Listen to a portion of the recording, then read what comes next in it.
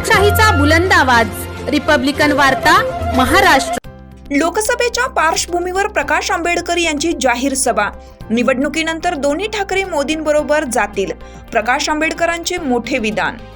नाशिक लोकसभा निवडणुकीच्या प्रचारासाठी वंचित बहुजन आघाडीचे नेते प्रकाश आंबेडकर यांची अशोकनगर सातपूर येथे सभा आयोजित करण्यात आली होती। यावेळी वंचित बहुजन आघाडीचे अधिकृत उमेदवार करण गायकर यांच्या प्रचारार्थ सभा संपन्न झाली।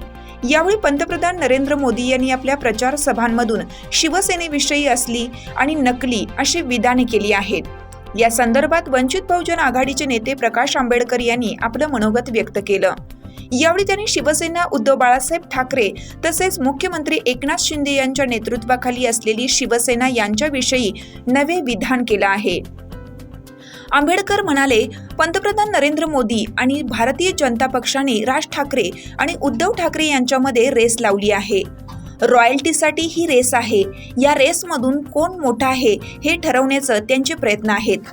मात्र लोकसभेची निवडणूक झाल्यानंतर हे दोन्ही ठाकरे पंतप्रधान मोदी यांच्याबरोबर जातील असा दावा त्यांनी केला आहे।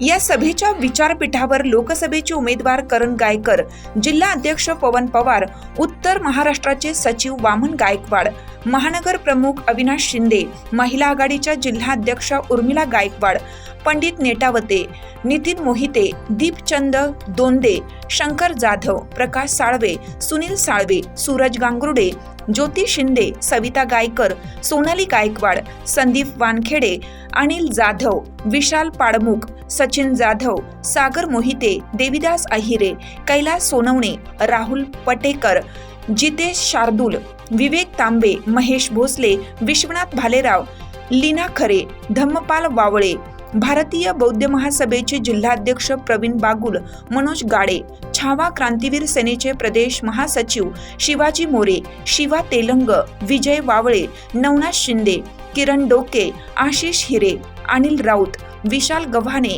गणेश माने, पंकज जरहाड, मनोरमा पाटील, सुरेश पवार, उद्धव वावळे, संजय भोसले, कल्याण खरात, संपतराव शिंदे, मिलिंद कळवणकर, विनोद भडांगे, सोनू शिंदे, संदीप आहिरे, समीर भडांगे, राजू गोतीस आदींसह पदाधिकारी कार्यकर्ते मोठ्या संख्येने उपस्थित होते। या सभेचे सूत्रसंचालन शहर उपमहानगर प्रमुख बजरंग शिंदे यांनी मानले।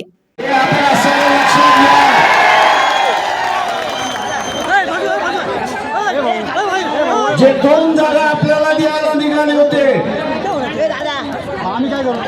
जे दोन जागा द्यायला निघाले होते, ते आता म्हणतात आहेत की आमची असणारी वंचितने वाट लावलेली आहे।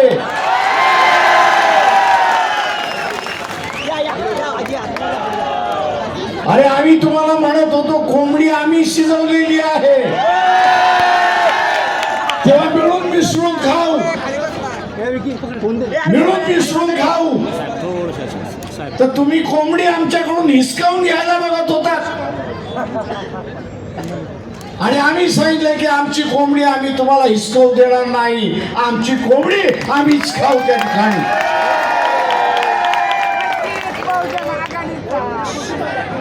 मित्रो,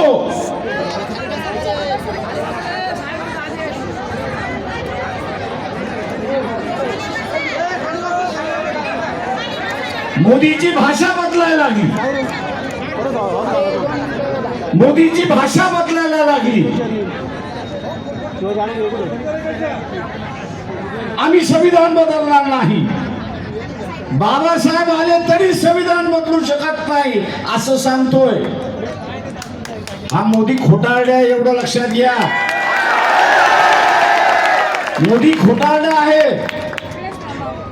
अरे आम्ही बाबासाहेब घटना बदलणार आहेत की नाही हे विचारत नाही, आम्ही असं विचारतोय नरेंद्र मोदी 2024 ते 29 या कालावधीमध्ये तुम्ही पंतप्रधान झालात तर घटना बदलणार आहात की नाही याचं उत्तर तुम्ही आम्हाला द्या।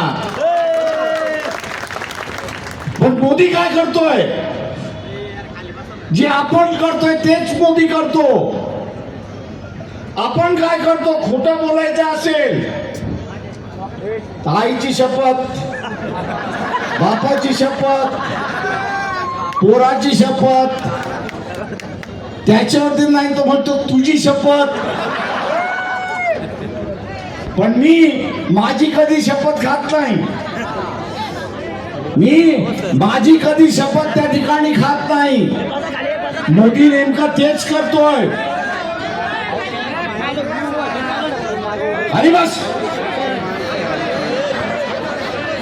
मोदी नेमका तेच करतोय. तो स्वतः सांगत नाही की मी 24 ते 29 पर्यंत पंतप्रधान झालो तर घटना बदलणार नाही. तो असं म्हणतोय की बाबासाहेब बदलणार नाही. अरे नातू म्हणून मी असं सांगतो, बाबासाहेब 1956 साली आमच्यातून निघून गेले. अजूनपर्यंत चमत्कार घडलेला नाही की गेलेला माणूस परत आलाय, असं कुठलं घडलेलं नाही. त्याच्यामुळे बाबासाहेब सुद्धा परत येणार नाहीत याची आम्हाला असणारा खात्री आहे. त्याच्यामुळे बाबासाहेबांच्या नावाने आश्वासन देऊ नको, तुझ्या नावाने असणारं आश्वासन दे की तू घटना बदलणार आहेस की नाही याचा खुलासा असणारा त्या ठिकाणी झाला पाहिजे. तो खुलासा झाला नाही. तो खूनगाठ बांधा की यांच्या मनामध्ये ही घटना बदलायची आहे हे आपण असणारा लक्षात घ्या. महात्मा फुलेला जाऊन किती वर्ष झाली? 150 वर्षाच्या वरती झाली. पण आजही महात्मा फुलेला शिव्या घातल्या जातात की नाही? आज का महात्मा फुलेला शिव्या घातल्या जातात? 150 वर्ष ते आपल्यातून निघून गेल्यानंतर सुद्धा या देशाची सामाजिक बदल ज्याला शृंग कोणी लावला असेल तर तो महात्मा फुले आणि सावित्रीबाई फुले यांनी लावला हे आपण लक्षात घ्या. त्यांनी नुसता सामाजिक बदल केला नाही तर आपल्या कालावधीमध्ये शेतकऱ्यालाही जागृत केला आणि स्वतःच्या अधिकारासाठी लढायला सांगितलं. आणि म्हणून कुठेतरी हे सळतंय आणि म्हणून वेळ मिळाली, संधी मिळाली की महात्मा फुलेंना आणि सावित्रीबाईंना शिव्या घालायचा असं असताना समज या ठिकाणी चाललेला आहे. मित्रो, मोदी म्हणतात आमचं 10 वर्षाचं सरकार, गॅरंटीचं सरकार असं म्हणायला लागेल. अरे बाबा, इथल्या सगळ्यांनी गॅरंटी दिलेली आहे. तुम्ही गॅरंटी दिलेली आहे की नाही?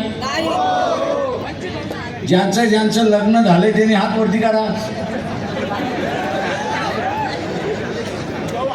लग्न केल्यानंतर गॅरंटी दिलेली आहे.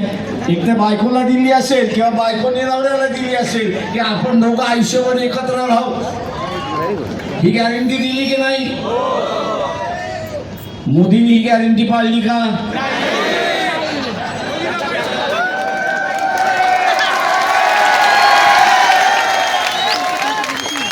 जी गॅरंटी 7 फेऱ्या घेऊन, जी गॅरंटी 7 फेऱ्या घेऊन मोदी अदा करू शकत नाही, पाळू शकत नाही, मानू शकत नाही तर त्याच्या ह्या गॅरंटीला काय गॅरंटी आहे? त्याच्या या गॅरंटीला गॅरंटी काय आहे? तोही एक जुमला आहे. आणि म्हणून मोदींना आम्ही म्हणतोय की ज्या गॅरंटी तुम्ही असणारा अग्नीसमोर घेतल्या, 7 फेऱ्या घेऊन घेतल्या, त्या पाळू शकत नाही तर राजकीय गॅरंटी तुम्ही काय पाळणार आहात? 15 लाखाची गॅरंटी पाळली का? इथे असणारा फक्त रेड केला, दाखवला हा चोर आहे. मोदींना असताना मी विचारतो की 2012ला 2Gचा स्कॅम झाला आणि त्याच्या जोरावरती आपण सत्तेवरती आलात. त्या 2G स्कॅमचा असणारा निकाल 2017ला झाला. त्या 17च्या जजमेंट मध्ये जज असा म्हणतोय की दर दिवशी तारीख पडत होती त्या दिवशी मी वाट बघत होतो की हे सरकार पुरावा आणेल. 2.5 वर्ष थांबलो की हा सरकार पुरावा आणेल, पण या सरकारने एकही पुरावा आणला नाही. आणि पुरावा अभावी मला सारं जे आरोपी आहेत त्यांना सोडावं लागतंय हे खंत त्या जजने जजमेंट मध्ये लिहिलेलं आहे. मित्रो, तुम्ही तर असणारं सगळं करप्शन हटवलं पाहिजे, थांबवलं पाहिजे. ज्यांनी केलंय त्याच्या विरोधात कारवाया झाल्या पाहिजेत. मग त्या 2G स्कॅमच्या संदर्भातला का पुरावा आणला नाही? भारतीय जनता पक्ष आणि मोदी या दोघांचं कॅरेक्टर फार वेगळं नाही हे आपण असं लक्षात घ्या. काँग्रेसपेक्षा वेगळं नाही. काँग्रेसवाल्यांनी 2G स्कॅम केला असं बीजेपी म्हणतंय, पण सुप्रीम कोर्ट काय म्हणतंय? सुप्रीम कोर्ट असं म्हणतंय या नाशिक लोकसभा निवडणुकीचा आजचा अंतिम दिवस प्रचाराचा. या ठिकाणी अनेक राजकीय नेत्यांच्या सभा झाल्या, परंतु सभेमध्ये संविधानावर कोणी बोललं नाही, मराठा आरक्षणावर कोणी बोललं नाही, माझ्या शेतकऱ्यावर कोणी बोललं नाही, आदिवासी समाजावर कोणी बोललं नाही ना, मुस्लिम आरक्षणावर कोणी बोललं नाही. आणि सगळ्यात महत्त्वाचा या नाशिक जिल्ह्यातला नव्हे तर महाराष्ट्राचा जो प्रश्न आहे, आमच्या तरुणांना रोजगार नाही, त्या रोजगारावर कोणी उमेदवार बोलले नाहीत, कोणी नेते मंडळी बोलली नाही. पण तुम्ही या ठिकाणी आलात, आम्हाला आशा आहे की निश्चितपणे येणाऱ्या काळात या महाराष्ट्रामध्ये एक नवीन आंधी येणार आहे. वंचित बहुजन आघाडीच्या माध्यमातून, साहेबांच्या माध्यमातून या ठिकाणी आपल्याला रोजगार, शेतीला हमी भाव आणि आदिवासी वन हक्क कायदा, मुस्लिम समाजाचं 5% आरक्षण आणि मराठा समाजाला त्याचं संविधानिक आरक्षण मिळालंच पाहिजे. यासाठी साहेब आम्ही गेल्या 14 दिवसापासून या मतदारसंघात फिरतोय, रान पछाडतोय, त्या ठिकाणी जाऊन सगळ्या मतदार राजाला आव्हान करतोय.